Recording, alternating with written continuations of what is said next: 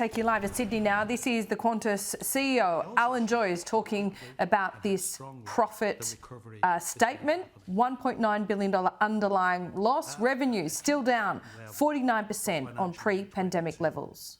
The group had an underlying loss before tax of almost $1.9 billion and a statutory loss before tax of just under $1.2 billion. That brings the total losses since the start of the pandemic to more than $7 billion and takes lost revenue to more than $25 billion. To put that in perspective, on a statutory basis, Qantas has seen COVID cost us more money in the past 3 years than we made in the 5 years before that, including some record years of profitability. The fact that we've been able to steer through this is really remarkable. And now that we are through it, things are improving even faster than we expected. People are not just flying again, they've brought a level of enthusiasm for travel that was beyond our best projections. Revenue intakes for leisure travel are around 125% of pre-COVID levels.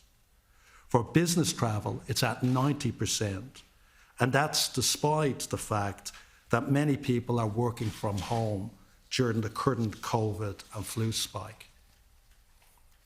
Forward bookings are extremely strong across all of our airlines, and customer research shows that travel is one category people want to keep spending on, even as inflation and interest rates see them pull back elsewhere.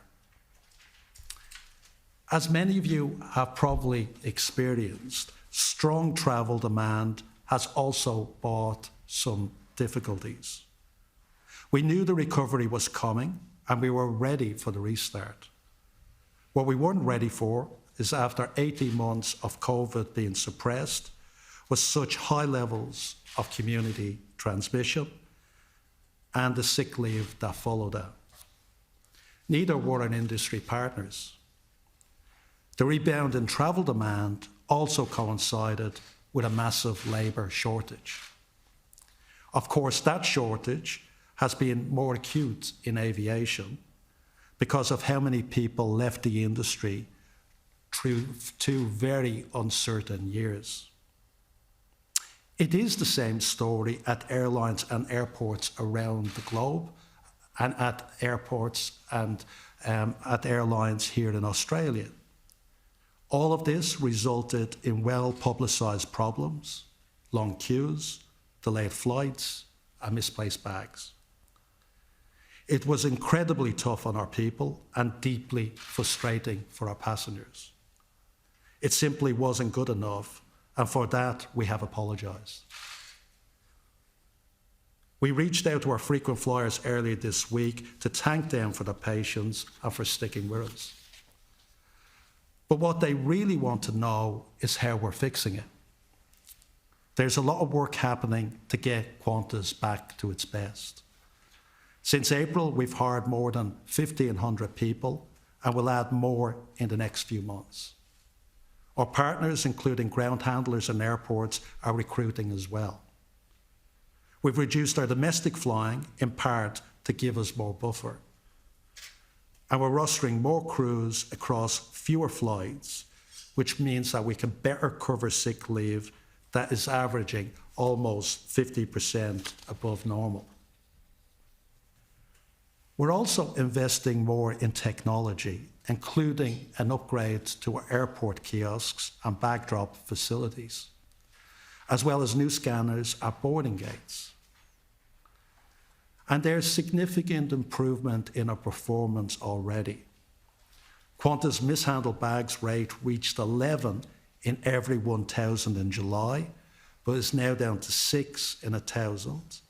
That's almost back to pre-COVID levels, and it will be back at pre-COVID levels in September. Cancellations reached 7.5% in July, but fell below 5% in August, and will be back at pre-COVID levels also in September. On-time performance was at 52% and is now at 66%.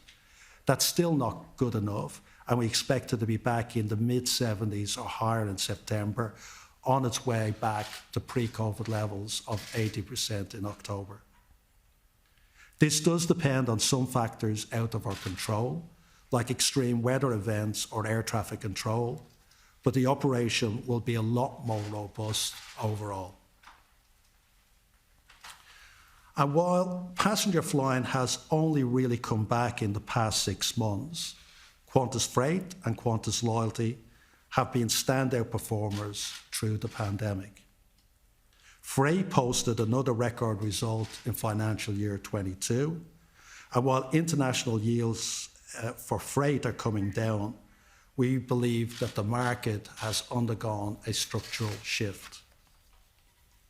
Before COVID, Australia lagged most of the world in e-commerce, but lockdowns saw us catch up. Those goods ordered online are now filling our aircraft, which is why we're investing to expand our freighter fleet. Qantas Loyalty is also growing. Since the start of the pandemic, it added over 1 million new members. It says a lot about how attractive the program is and how people feel so attached to the Qantas brand. In May, we announced the acquisition of a majority stake in the Australian-owned online holiday package business, TripADeal. It's already really delivering for the group and its customers. Sales in the first month were up 70%, and frequent flyers have so far redeemed over 150 million points on TripADeal packages. The ability to invest heavily is linked to our recovery program. From the start of the pandemic, our focus has been on restructuring the business so we can get back to profit and back to investing. Just last month, the first of the group's next generation narrow-body aircraft arrived in Jetstar, the A321neo. That is the start of a 10-year fleet renewal program that will also see Qantas update its 717s and 737 fleets with the Airbus 220 and A321. These aircraft can fly further, carry more people, generate less noise, and burn less fuel. There is a lot of work happening in Qantas to get ready for these aircraft. Our people are incredibly excited, and we think our customers will love them too.